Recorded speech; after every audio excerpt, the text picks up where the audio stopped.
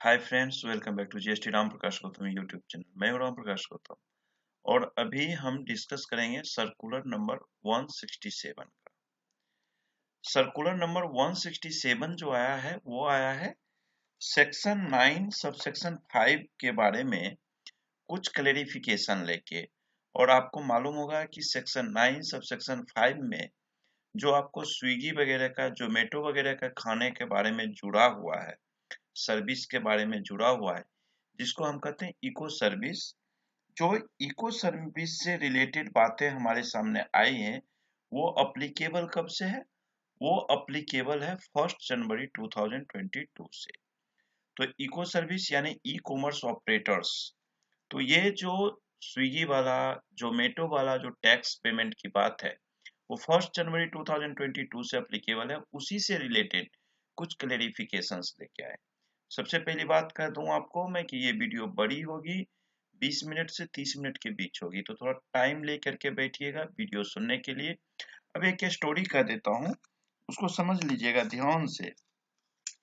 जो ये section 9 sub section 5 की बात हो रही है, यहाँ पे मैं अभी जो ये सेक्शन 9 सेक्शन 9 सब सेक्शन 5 की बात हम करेंगे। ये सेक्शन 9 सब सेक्शन 5 से के लिए हमें एक सर्कुलर और दो नोटिफिकेशन को रेफर करना पड़ेगा। एक नोटिफिकेशन जो है वो है 17/2021। ये आपको 18 नवंबर 2021 को अभी नोटिफाई किया गया था। और इससे पहले नोटिफिकेशन नंबर यही है, नोटिफिकेशन नंबर 17/2017, यानी कि 2017 में ये नोटिफिकेशन आया था। और ये नोटिफिकेशन अप्लीकेबल था 1 जुलाई 2017 से। और ये आया कब था? 28 जून 2017 को। जबकि ये नोटिफिकेशन नंबर 17/2021 आपको आया है 18 नवंबर 2021 को। बट अप्लीकेबल कब से है? अप्लीकेबल आपको है, this notification shall come into force with effect from the first day of January 2022। अब 9(5) को पहले समझ लीजिए। आप लोग समझ चुके हैं ऑलरेडी, फिर भी जो इस वीडियो को पहली बार देखेंगे उनके लिए एक सवाल होगा कि 9(5) क्या है। सेक्शन 9(5) जो है वो क्या कहता है समझिए। मैं एक छोटा सा एग्जांपल देता हूँ। आप अपने गर्लफ्रेंड के साथ, मैं एग्जांपल दे रहा हूँ, जो बॉयफ्रेंड के साथ जाते हैं उनकी कोई बात नहीं। आप अपने गर्लफ्रेंड या बॉयफ्रेंड के साथ घूमने जाते हो ना कहीं पे।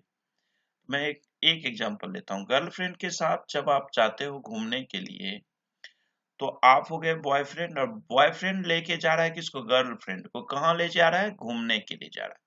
तो वहां जो पैसे खर्च होते हैं, अब देखिए, बॉयफ्रेंड जो है वो पैसा खर्च करने वाला है, वो पैसा खर्च कर रहा है। गर्लफ्रेंड जो हो गई उसके ऊपर पैसा खर्च किया जा रहा है, यानी वो यूजर हो गई उस पैसे से जो भी सर्विसेज होंगे। लेकिन जेन्युइन में देखिए, ये यहाँ पे इको कौन हो गया? ई कॉमर्स ऑपरेटर कौन हो गया? लड़के का फादर हो गया ना, बॉयफ्रेंड का बाप हो गया।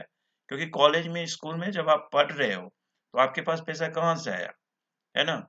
पैसा तो बाप दे रहा है, तो पैसा बाप ने दिया, खर्चा लड़का कर रहा है, और खर्चे का बेनिफिट लड़की उठा रही है, प्रेमिका उठा रही है। तो यहाँ पे इसी तरह से आप समझिए, सेक्शन 9 सबसेक्शन 5 एक तरह से यही चीज है। नोटिफिकेशन 17/2021 ने क्या किया है? नोटिफिकेशन 17/2017 में चेंज किया है। क्या चेंज किया है कि आप इसको इस तरीके से समझिए। सेक्शन 9(5) में हमारे पास तीन तरह के सप्लाई होते थे, तीन सर्विस का सप्लाई था। एक था हाउसकीपिंग का, दूसरा था एकोमोडेशन का, और तीसरा था ट्रांसपोर्टेशन का। अब जो एकोमोडेशन है, हाउसकीपिंग है, और उसके साथ आपको था ट्रांसपोर्टेशन का, उसी के साथ एक नया पॉइंट आ गया। सेक्शन 17/2021 ने एक नया ले आया कि supply of restaurant services other then the services supplied by restaurant, eating joints etcetera located at specified premises. देखिए पहले से क्या था, नोटिफिकेशन 17/2017 को एक बार पढ़ेंगे तो 9(5) में आता था services by way of transportation of passengers by radio taxi motor cab maxi cab and motorcycle. ठीक है, ध्यान रखना है ट्रांसपोर्टेशन दो तरह का होता है, एक होता है पैसेंजर ट्रांसपोर्टेशन और एक होता है गुड्स ट्रांसपोर्टेशन। यहाँ पे जो चर्चा की जा रही है सेक्शन 9 सब सेक्शन 5 में, वो किया जा रहा है आपको पैसेंजर ट्रांसपोर्टेशन की। अब ये यहाँ पे radio taxi motor cab maxi cab and motorcycle इतना चीजें को इंक्लूड किया था, लेकिन 17/2021 जो आया है 18 नवंबर 2021 को, उसने कहा जो मोटरसाइकिल वर्ड जो है यहाँ पे एंड मोटरसाइकिल वर्ड हटा दिया गया। यहाँ पे एंड मोटरसाइकिल जो ये है इसके साथ अब आ गया, इसके जगह पे अब आपका वर्ड क्या आ गया, मोटरसाइकिल ओमनीबस और any other motor vehicle shall be substituted. यानी कि अब ओमनीबस और किसी भी तरह की मोटर व्हीकल को सब्स्टिट्यूट कर दिया गया।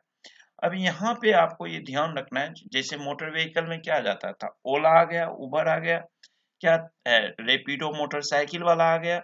इसमें क्या होता है कि ओला कोई एक कंपनी है, सर्विस मैं ले रहा हूं और मोटरसाइकिल वाला कोई और होता है। तो इस केस में जो टैक्स देने मतलब सर्विस देने वाला कोई और है, सर्विस प्रोवाइडर, रेसिपेंट कोई और है, और जो थर्ड पर्सन है ओला, वो क्या है, डीम्ड सप्लायर हो गया। ये जो डीम्ड सप्लायर हो गया, एक तो सर्विस देने वाला मोटरसाइकिल वाला सप्लायर हो गया या कार वाला, कस्टमर मैं आप हो गए जो कि रेसिपेंट हो गए। अब डीम्ड सप्लायर जो है, ओले वाले को तो हम नहीं जानते हैं, रेपिडो वाले को हम नहीं जानते, तो वो देगा टैक्स सेक्शन 9 सब सेक्शन 5 के अंदर। अब उसी में एक नया सेक्शन जोड़ दिया कि supply of restaurant service other than the services supplied by restaurant eating joints etcetera located at specified premises, ये भी एक एडिशनल हो गया। अब स्पेसिफाइड प्रेमिसेस का मतलब हम समझेंगे, अभी आगे डेफिनेशन इन्होंने दिया है। अब जो आप स्विगी से खाना मंगाते हो, जोमेटो से खाना मंगाते हो, उसमें क्या होता है, एक तो होता है सप्लायर, होटल वाला हो गया सप्लायर। कस्टमर सपोज करिए मैं राम हूं, मैंने क्या किया, जोमेटो को कॉल किया कि भैया एक कढ़ाई पनीर और 2 तंदूरी रोटी भेज दे। अब जोमेटो वाला या स्विगी वाला अपना होटल उनका नहीं होता, वो उसको फॉरवर्ड करते हैं वहां के लोकल होटल्स में, रेस्टोरेंट में। वो रेस्टोरेंट वाले क्या करते हैं, आपको सप्लाई देते हैं, मतलब आपको सप्लाई कर दिए, खाना भेज दिए और आप खा लीजिए। यानी कि देखिए आपके बीच में क्या हुआ, आपने जोमेटो को फोन किया, वो डीम्ड सप्लायर हो गया, और जोमेटो ने किसी और से लिया, जोमेटो का बंदा रनर, और आपको दे दिया। इस केस में सरकार ने कही कि भैया कोई बात नहीं है, यहाँ पे ना मिस हो जाता है। क्यों क्योंकि ये जो होटल वाले होते हैं, कई अनरजिस्टर्ड होटल वाले भी होते हैं। अब गवर्नमेंट को लॉस हो रही थी टैक्स की, तो गवर्नमेंट ने कही कि भैया एक काम करते हैं, भाई तू किसी को खाना बेच ले, मेरे हेल्थ पे कोई असर नहीं होने वाला है, मैं तो जी जोमेटो से लूंगा, ओयो होटल वाले से लूंगा, रेपिडो वाले से लूंगा, ओला वाले से लूंगा, स्विगी वाले से लूंगा टैक्स, बाकी तुम ना रेसिपेंट से मुझे मतलब है ना सप्लायर से मतलब है, मुझे लेना है टैक्स किससे, डीम्ड सप्लायर से। अब एक बार मैं स्पेसिफाइड प्रेमिसेस का मीनिंग बता दूं। स्पेसिफाइड प्रेमिसेस का मतलब इन्होंने कहा कि premises providing hotel accommodation service having declared tariff of any unit of accommodation एवं 7,500 रुपीज पर यूनिट या पर डे और इक्विवेलेंट। स्पेसिफाइड प्रेमिसेस का मतलब हुआ जिसका एकोमोडेशन चार्जेज जो है 7,500 रुपीज पर यूनिट यानी पर रूम या पर डे हो या इसके इक्विवेलेंट हो, वो होता है स्पेसिफाइड प्रेमिसेस।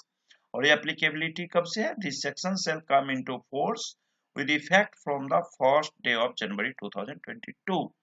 अब क्या मैं आपको बताऊं, happy new year.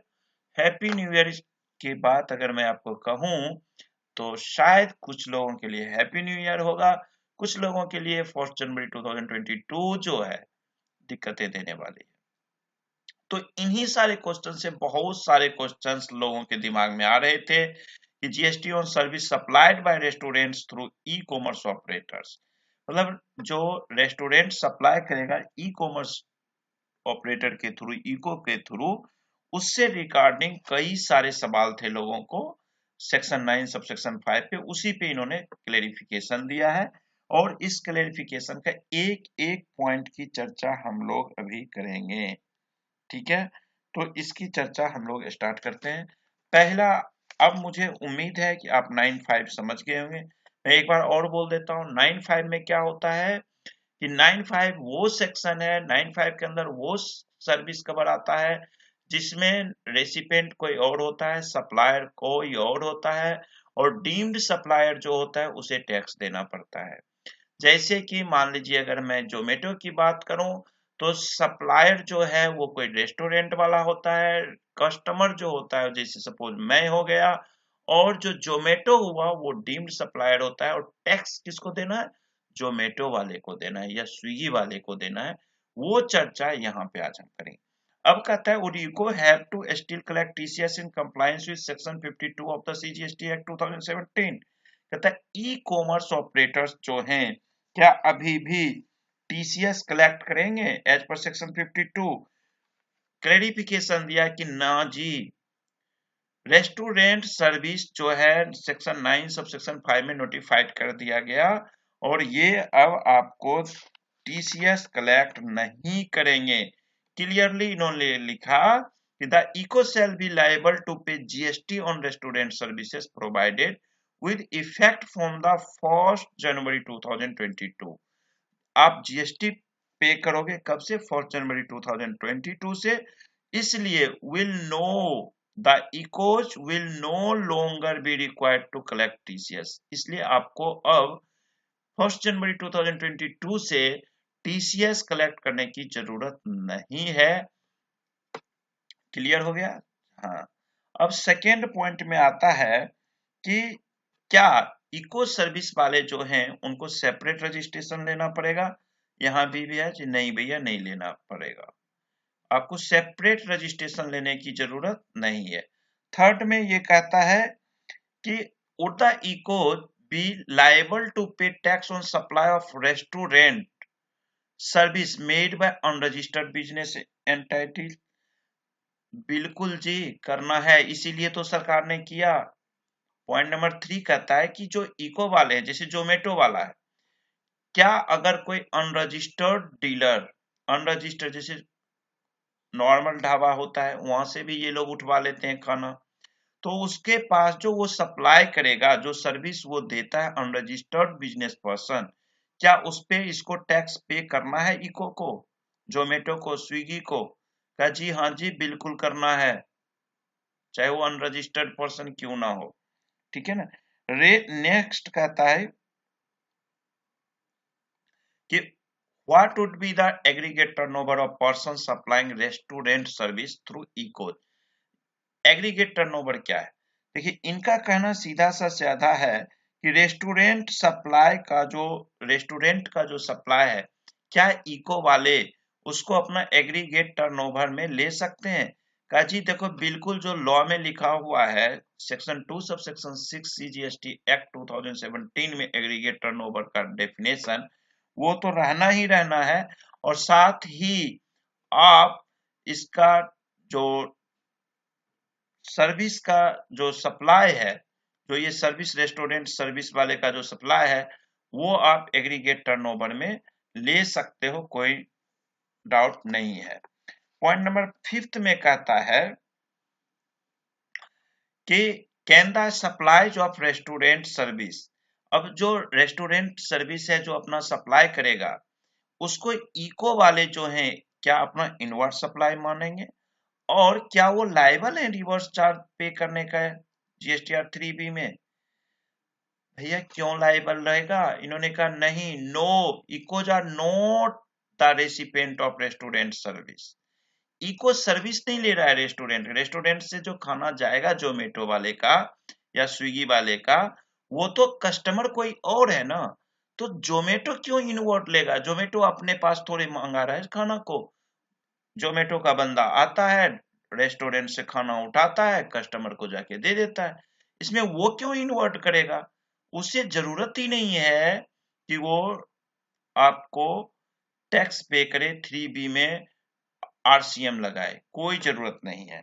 Point number 6 कहता है कि would equals be liable to reverse proportional input ITC input tax credit on his input goods and services for the reason that input tax credit is not admissible of student service। देखिए, जो ITC की बात इसमें कहा गया है point number 6 में, ये कहता है जी जैसे पहले ITC ले रहे हो तो जैसे तुम कर रहे हो ठीक उसी तरह करो, ज्यादा कुछ करने की जरूरत नहीं है। ज्यादा जरूरत क्या है, ये पॉइंट इंपॉर्टेंट है, इसको समझ लेना। It may also be noted that on restaurant service, ECO shall pay the entire GST liability in cash। यानी कि इको सर्विस, जो इको ऑपरेटर्स हैं, वो जो रेस्टोरेंट सर्विस से रिलेटेड जो भी टैक्स होंगे, सारा का सारा जो जीएसटी का लाइबिलिटीज है, उसको कैश में पे करेंगे, यानी चालान से पे करेंगे। उसको आईटीसी से मैनेज नहीं करेंगे। No ITC could be utilized for payment of GST on restaurant services supplied through ECO. ECO के थ्रू जो रेस्टोरेंट सर्विसेज का सप्लाई होता है, उसमें आपको ध्यान रखना है कि आईटीसी को एडजस्टमेंट नहीं किया जाएगा, उसको आपको कैश लेजर से चालान जमा करके पेमेंट करना पड़ेगा। पॉइंट नंबर 7 कहता है कि कैन यू, सेम यही चीज कहता है जो 6 में कहता है, वही कहता है कि can ECO utilize ITC to pay tax. तो जी कह दिया जी नहीं,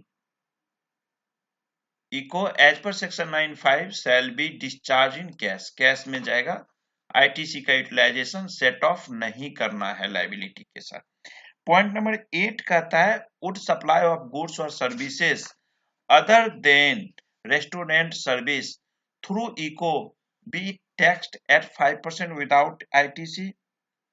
जी ये कह रहा है कि जी जैसे पहले कर रहे थे उसी तरह से करना है, आपको कुछ ज्यादा करने की जरूरत नहीं है।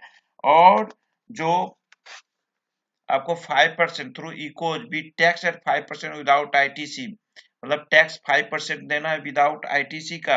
ये कह रहा है कि भाई जितनी भी चीजें हैं, eco is required to pay GST on services notified under section 95। Section 95 में जो भी चीज नोटिफाई किया गया है, जो जो सर्विसेज, उस पे आपको जीएसटी देना है। ठीक है, उसमें आपको जीएसटी देना है और उसको आईटीसी से मैनेज नहीं करना है। तो इसलिए इसमें ज्यादा दिमाग लगाने की जरूरत नहीं है, जैसे अभी आप कर रहे थे उसी तरह करिएगा। रेस्टोरेंट सर्विस से अलग कोई अगर है तो उस पे आपको टीसीएस जैसे अभी लगा रहे हो उसी तरह से टीसीएस लगाना पड़ेगा, ये ध्यान रखना है। पॉइंट नंबर 9 में आपको कहेगा कि 9 नंबर पॉइंट करता है would restaurant service and goods or services other than restaurant service sold by a restaurant to a customer under the same order be billed differently? Who shall be liable for raising invoices in such case? ध्यान से समझिएगा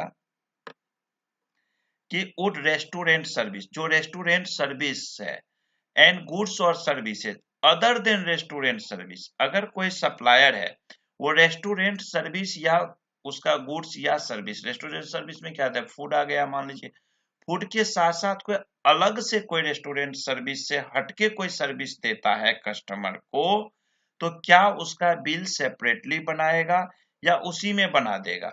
who shell be liable for raising invoice in such case.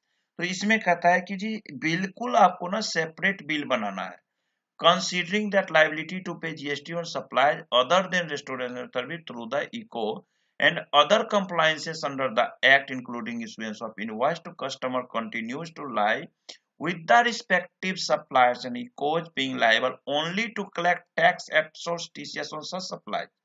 It is advisable that ICO raise separate bill on restaurant services in such cases where ICO provides other supply to a customer than the same order. अब देखो यहाँ पे सीधा वो कहते हैं कि अगर यूको ने रेस्टोरेंट सर्विस का बिल दिया है तो वो 95 के तहत काटते। अगर रेस्टोरेंट का सर्विस दे रहे हो तो उसका इनवॉइसिंग आप सेक्शन 9 सब सेक्शन 5 के थ्रू काटो और उसपे जीएसटी जमा करो। बाकी चीजें जो है अगर उसके हटके जो सर्विसेज आप दे रहे हो कस्टमर को उस पे आपको टीसीएस काटना पड़ेगा और जो अभी कर रहे हो जिस तरह से उस तरह से करना है। सिर्फ 9.5 का अलग बिल काटो, 9 सेक्शन 9 सब सेक्शन 5 का अलग बिल काटो, आरसीएम और टीसीएस वाले केस का अलग से बिल काटो। तो ये आपको जी सेपरेट इनवॉइस करना है। 10th में कहता है who will issue invoice in respect of restaurant service supplied through ECO whether by the restaurant और बाय द इको। कहता है कौन करेगा, इको करेगा या रेस्टोरेंट करता है। क्लियर कहता है the invoice in respect of restaurant service supplied through ECO under section 95 will be issued by ECO. आप जोमेटो से जब खाना मंगाओगे तो आपको रेस्टोरेंट से नहीं मालूम होता है, जोमेटो वाले या स्विगी वाले ही अपना इनवॉइस देंगे। आप एक तो देखो ये जोमेटो और स्विगी वाले क्या करते हैं, पहले आपसे पेमेंट करवा लेते हैं। जब आप उनके पोर्टल पे जाओगे ना, जोमेटो वाले के पोर्टल पे, तो उस पे ना आपको होटल्स के नाम आएंगे, हल्दीराम से लेना है, ठीक है जी, शिवम होटल से लेना है जी, ठीक है, ये मतलब जितने भी तड़का भड़का से लेना है जी, रोटी 90 से लेना है जी, तो वो सारे रेस्टोरेंट के नाम रहते हैं और वहां पे आप अपना खाना मतलब सिलेक्ट करते हैं और बुकिंग हो जाती है। और बिल आपको कौन देगा, स्विगी वाला देगा। आपको बिल कौन देगा, जोमेटो वाला देगा, ना कि रेस्टोरेंट वाला देगा। तो जो बिल का इनवॉइसिंग करेगा वो इनवॉइसिंग कौन करेगा, रेस्टोरेंट या इको, भैया इको करेगा। क्लियर है, इको को करना है। पॉइंट नंबर 11th में आपको आके कर जाता है कि क्लेरिफिकेशन में be issued as regard reporting of restaurant service value and tax liability extra in GST return. GST return में अब क्या करना, इसका डेफिनेशन इन्होंने बताया कि जीएसटी के रिटर्न में आपको कहाँ क्या शो करना है, किस टेबल में, वो ये बता रहा है। A number of other services are already notified under section 95। कई तरह की सर्विसेज 95 में नोटिफाई किया हुआ है। In respect of such services ECO operators are presently paying GST by furnishing details in GSTR 3B। इन जो सर्विसेज हैं इको के, उसमें से उनको 95 का जो भी सर्विस है उसको जीएसटीआर 3B रिटर्न के थ्रू जीएसटी पे करना है इको को। द इको में on services notified under section 95 of the CGST Act 2017 including on restaurant service provided through eco may continue to pay GST by furnishing the details in GSTR 3B, reporting them as outward tax supply for the time being। GSTR 3B में ही आपको करना है। Besides, eco may also for the time being furnish the details of such supplies of restaurant service under 95 in table, जो return file करेगा उसका table 7A1 में या table 4A में। जीएसटीआर 1 में जो आप सप्लाई शो करोगे वो जीएसटीआर 1 का टेबल नंबर 7A1 में कर दो या टेबल नंबर 4A में कर दो, कौन सी का, जिसका आपको सेक्शन 9 सब सेक्शन 5 में सप्लाई है वो। उसके बाद registered person supplying restaurant service through eco under section 95 will report such supplies of restaurant services made through eco in the table number 8 में, GSTR 1 के 8 में, and टेबल नंबर 3.1C में GSTR 3B का जो रिटर्न आप file करोगे उसका table number 3.1C में, और GSTR 1 का जो रिटर्न फाइल करोगे उसका टेबल नंबर 8 में आपको शो करना है सेक्शन 95 का जो भी सप्लाई है उस चीज को। अब ये टाइम बीइंग कर रहा है कि फिलहाल, बाकी इसका मतलब है कि आगे भी चेंजेज इसमें आएंगे तो क्लेरिफिकेशन दिया जाएगा। तो ये पूरा मैं एक एक लाइन आपको रीड करके समझा दिया हूं। मैं उम्मीद करता हूं कि आप समझ गए होंगे। अगर वीडियो अच्छी लगे तो इसे लाइक करिए और शेयर करिए लोगों को, ताकि सबकी जानकारी मिले। और ये सर्कुलर और ये नोटिफिकेशन 17/2021 जो है आपको अप्लीकेबल कब से है, 1 जनवरी 2022 से। तो चलिए तब तक के लिए इस वीडियो को मैं खत्म करता हूँ। Bye bye.